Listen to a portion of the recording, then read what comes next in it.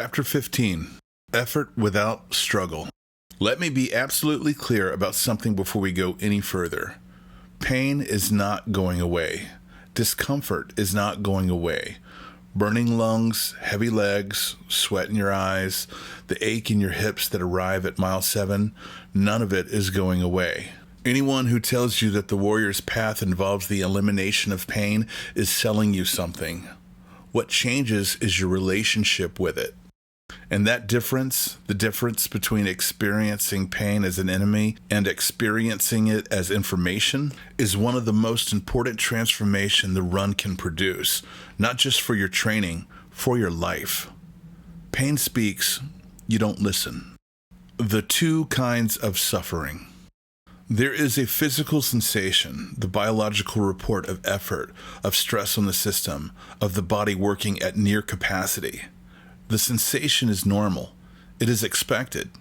It is, in fact, the point. You cannot grow without stress. You cannot forge metal without fire. And then there is the suffering you add to the sensation, the emotional resistance, the inner commentary that transforms your burning quad into evidence that you are weak, failing, or foolish for being here. The voice that says this is too hard. The negotiator that says maybe just stop for a walk break. The catastrophist that has you hobbling off the course in its projections while your body is, in fact, still fully operational. The first kind is unavoidable. The second kind is optional.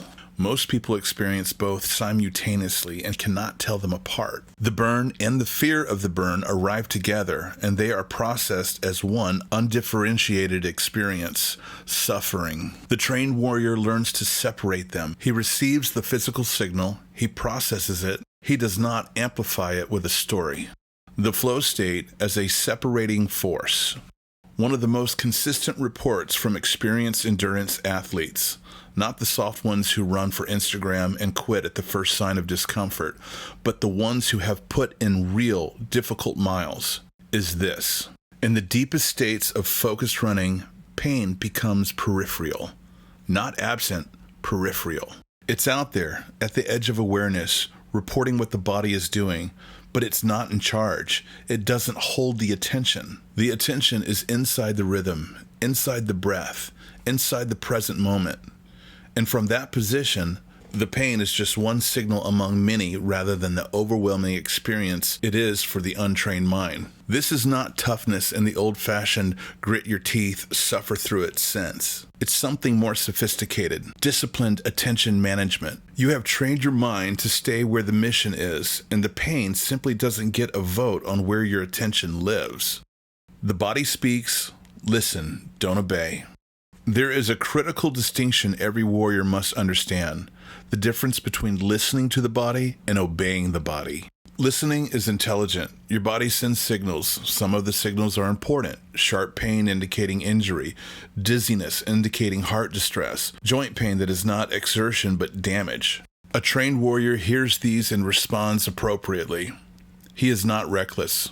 Recklessness is not strength. It is a different kind of weakness dressed in different clothing. But obeying every signal, obeying the burn in your quads at mile 3, obeying the voice that says you've already done enough, obeying the vague, formless discomfort that is simply the sensation of growth, of the body being pushed beyond what it has done before, that is not listening, that is surrender. The warrior listens, he assesses, he decides. The body does not command, the mind does.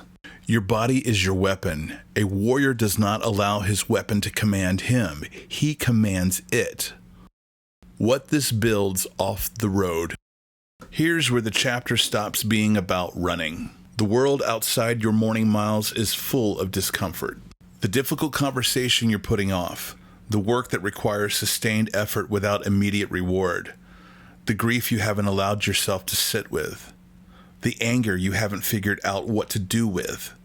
The fear that sits quietly in your chest most mornings, waiting to see if you're going to acknowledge it. All of it is sensation. All of it is signal. And all of it, every single piece of it, will feel like suffering if you let it. Or it will feel like information if you've trained yourself to receive it that way. The run is where you build that training. Every mile in which you felt the burn and stayed anyway. Every morning you didn't want to go and went anyway. Every time you sat with discomfort and chose not to add a story to it. You were not just training your cardiovascular system, you were training your response to difficulty itself. That training transfers fully, directly, and powerfully to every hard thing in your life.